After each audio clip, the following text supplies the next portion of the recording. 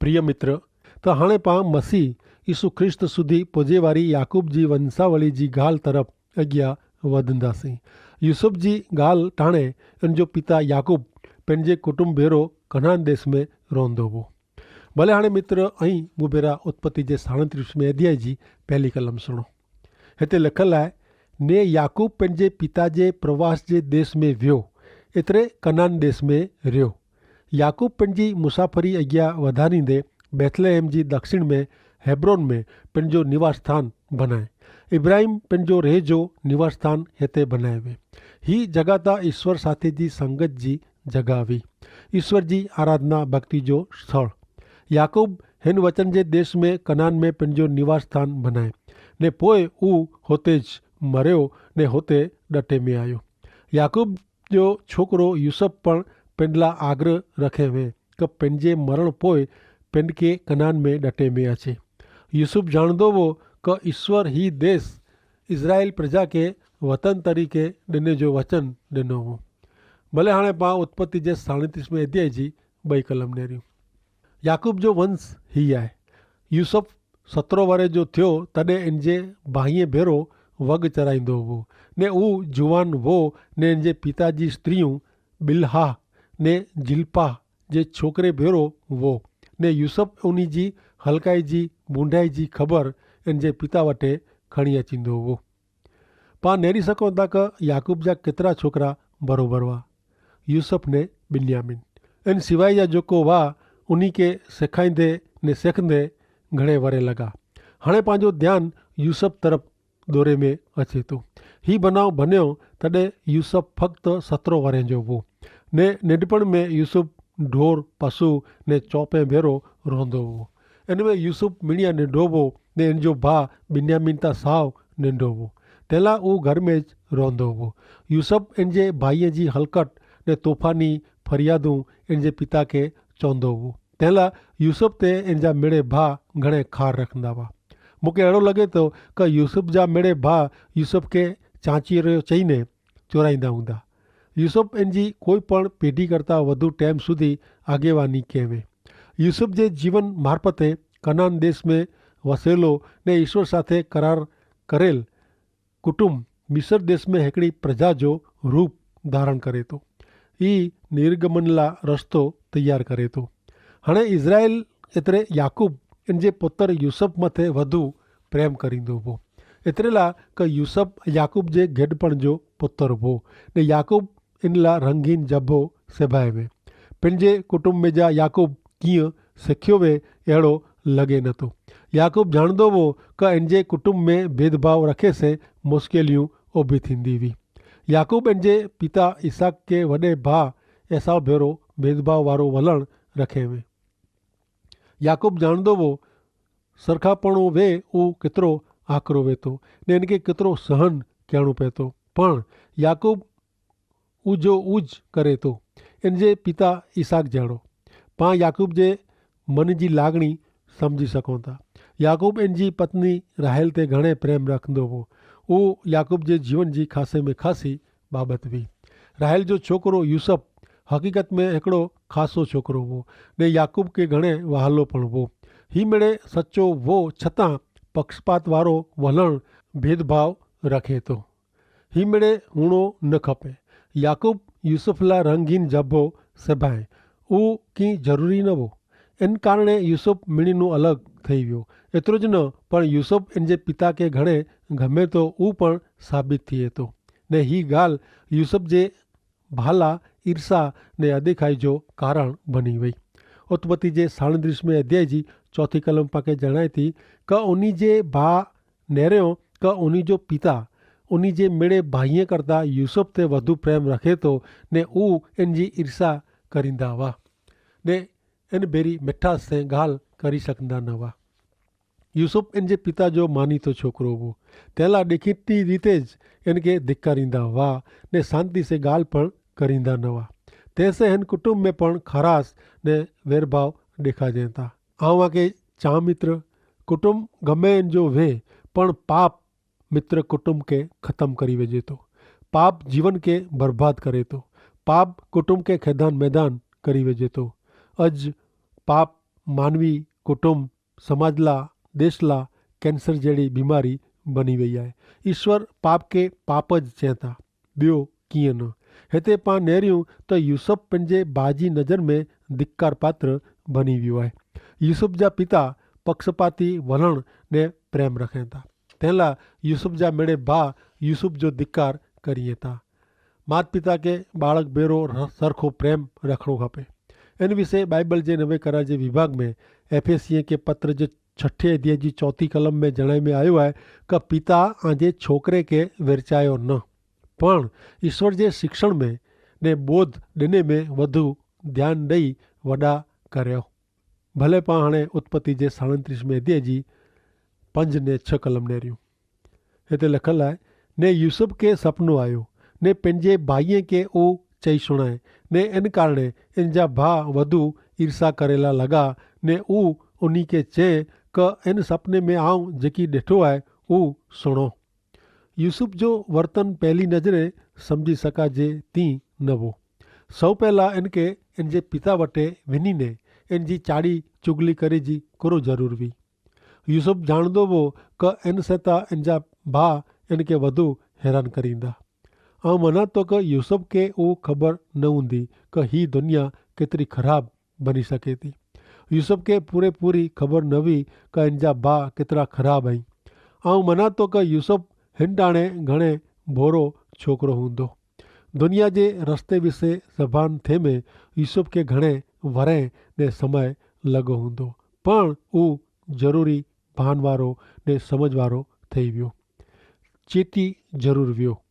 दुनिया जी बुंडाई पाप विषय ने हर एक बाबत में ॿिए माण्हूअ वारे जी ॼाणदल ता ठही ज वियो, पण हिता पोइ ज बनियो, हेवर न।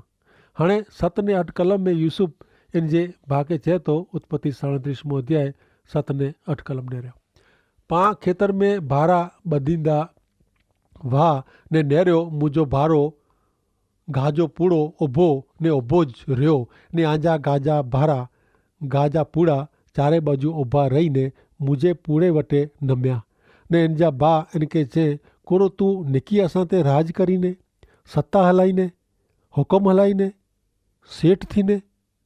इन जे सपने जे ने ॻाल्हि जे कारणे इन ते वधु खार ने ईर्षा रखंदा हुआ। ऐं कल्पना करे सघो क यूसुफ जा भाउ केतिरा ख़राब बनी फेटकार कयो हूंदो। मूंखे ख़ातिरी आहे क यूसुफ जी ॻाल्हि सुणीने मिड़े रता पीरा थी विया हूंदा ने खारा पण थिया हूंदा। यूसुफ कोरो सचई उन्ही ते अधिकार हलाईंदो, अहिड़ो इन जा भाउ मञदा न हुआ। हिते यूसुफ जे सपने जो अंत नथो अचे, इनके ॿियो सपनो पण आयो। अॻियां वेंदे झूने करार जे विभाग में अवल पुनर्नियम जे पुस्तक जे 33 अध्याय जी 16 कलम प्रमाणे यूसुफ इन जे भाउ जो सरदार बनियो आहे। पहलो काल वृतांत जो पुस्तक 5 अध्याय ने 2 कलम प्रमाणे यूसुफ के वॾे भाउ जो हक़ पण ॾिने में आयो, उहो ई वांची गिनजा। हाणे उत्पत्ति 37 अध्याय जी 9 थी 11 कलम पां सुणो। ने फेरी इनके ॿियो सपनो आयो, ने उहो इन जे मिड़े भाईअ खे चई सुणाए, ने चए नेरियो मूंखे हिकिड़ो ॿियो सपनो पण आयो, ने नेरियो सूरज चंद्र ने 11 तारा मूं वटि नमिया, ने उहो इन जे पिता खे ने भाईअ खे ही सपनो चई सुणाए, ने इन जो पिता इनखे धमकाए, एतिरे लोठो ने इनखे चए सपनो जेको तोखे आयो आहे उहो कहिड़ो आहे, तो वटि ज़मीन सुधी नमी ने आऊं ने तुंहिंजी माउ ने तुंहिंजा मिड़े भाउ सचई अचींदासीं। ने इन जे मिड़े भाउ इन जी अॾेखाई कयूं, पण इन जो पिता उहो ॻाल्हि मन में रखे। यूसुफ इन जे भाईअ खे ने पिता खे ही सपनो चई सुणाए थो, ने सपने जो अर्थ उहो मिड़े बरोबरि सम्झी विया। बाइबल जे छेले पुस्तक संदर्शन में एतिरे प्रकटीकरण जे 12 अध्याय जी 1 कलम में अहिड़ो चित्र वताए में आयो आहे, उपा नेरियूं। हुते हिकिड़ी स्त्री खे सूरज जा कपिड़ा पहिरीने जणाए में आई आहे। इन जे पग नीचे चंद्र आहे, ने इन जे मस्तक ते 12 तारे वारो मुंगट आहे। ही इज़राइल प्रजा दर्शाए थी। यूसुफ जा भाउ सम्झी विया क यूसुफ उन्ही जे बारे में इज़राइल जे छोकिरे विषय चए थो। हिते इज़राइल प्रजा के पां शुरूआत नू नेरियूं था।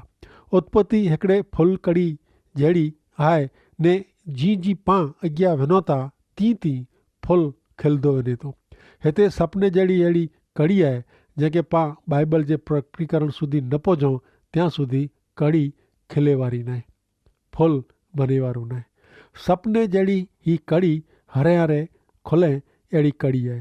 हिते याकूब यूसुफ जे सपने खे बरोबर सम्झी वियो ने पुछे थो, तो वटि ज़मीन सुधी न मिला, आउं ने तुंहिंजी माउ ने तुंहिंजा भाउ कोरो सचई अचीबो।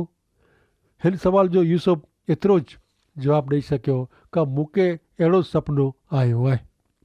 यूसुफ इन सपने जो अर्थ चई वताइनि, कारण अर्थ साव सवलो हो ने ख़बर पई वञे अहिड़ो हो, पर यूसुफ जा भाउ सपने खे खिल में ने मस्करी में लेखियो ने ध्यानु ॾिनो न।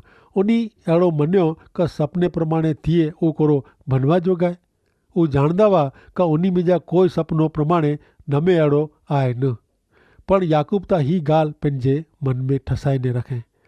भले हाणे पाण नेरियूं 12वीं कलम हिते जणाइए था कि इन जा भाउ उन जे पिता जा ढोर एतिरे का चौपा चराइला सखेम में विया।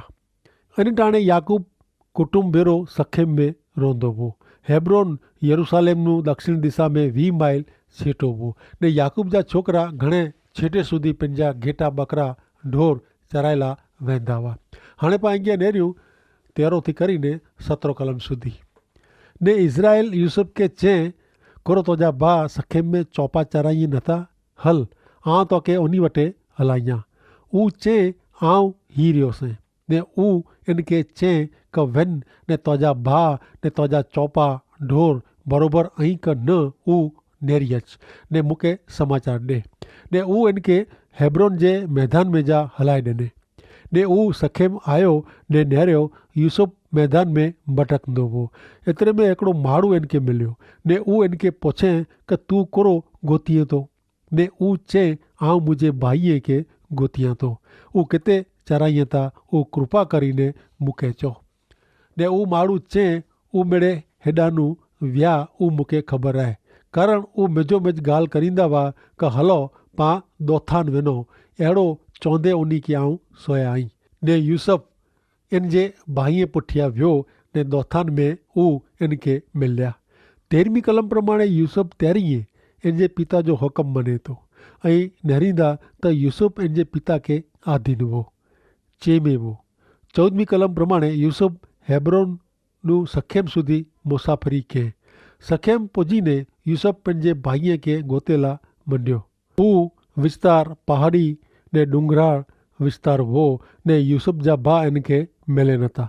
15वीं कलम प्रमाणे आउं धारियां थो कि यूसुफ उन माण्हूअ जे तंबू वटानू घणे वार पसार थियो हूंदो।